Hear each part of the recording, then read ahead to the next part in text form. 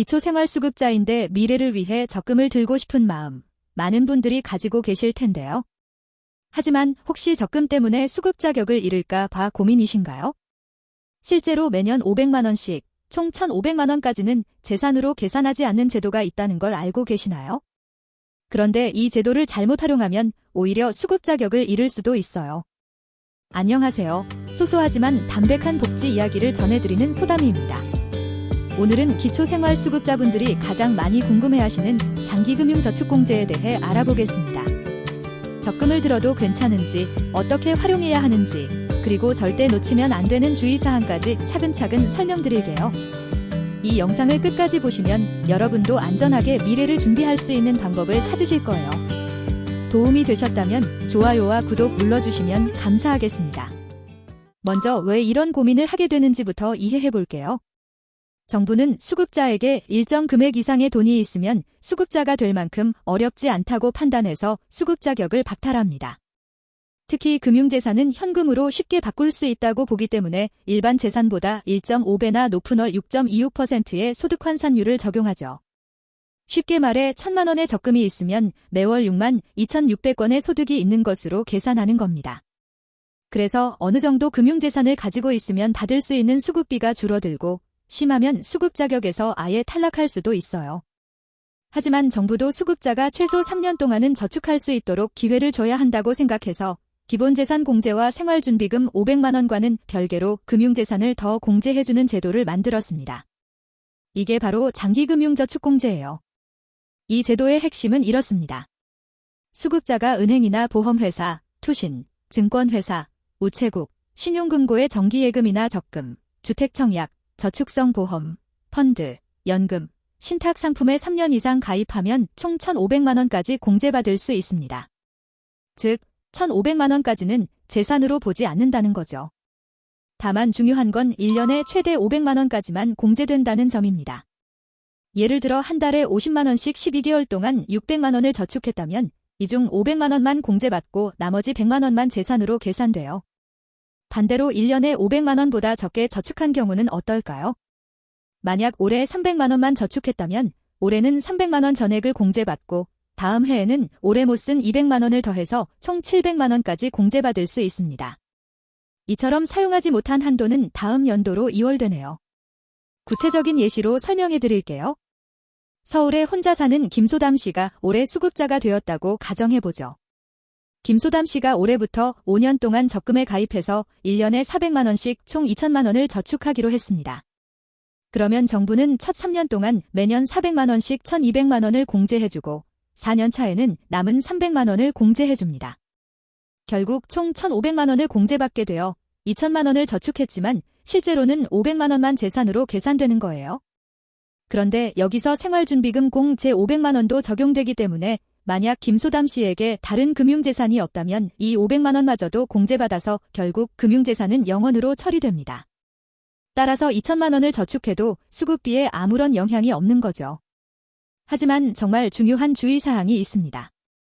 적금을 해지한 다음 달부터는 그동안 공제받았던 1,500만 원을 더 이상 공제해주지 않습니다. 김소담 씨 입장에서는 재산에 변동이 없지만 제도상으로는 갑자기 1,500만 원이 생긴 것으로 보는 거예요. 금융재산 1,500만 원을 소득 인정액으로 환산하면 약 93만 9천 원 정도인데 1인 가구 기준으로 2025년 생계급여 선정 기준이 76만 5,444원이니까 이 정도면 수급 자격에서 탈락할 수 있는 큰 금액입니다.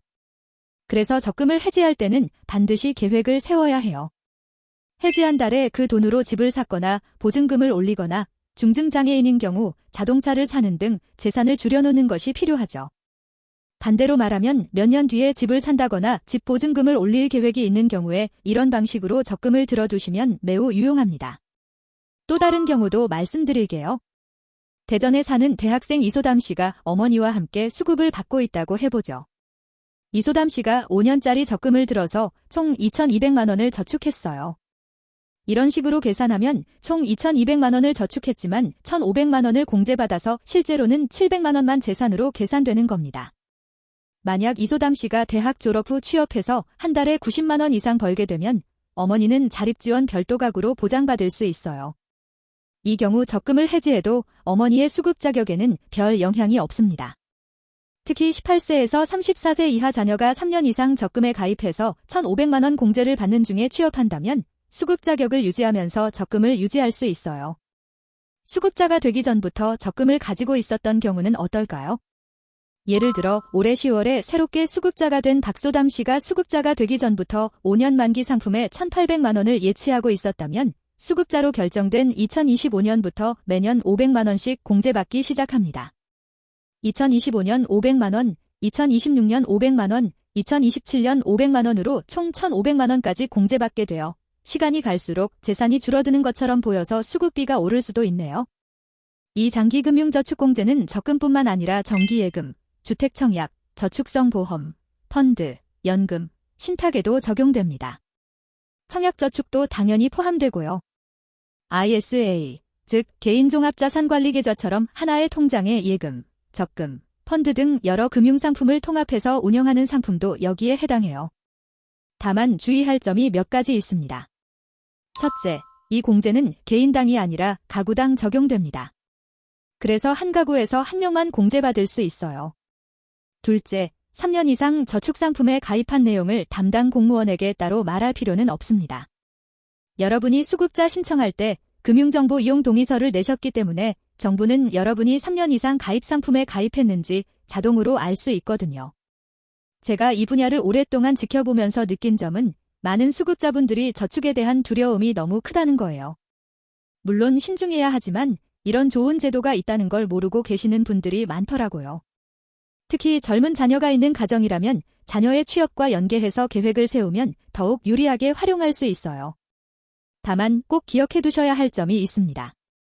복지제도는 개인의 상황에 따라 결과가 크게 달라질 수 있어요.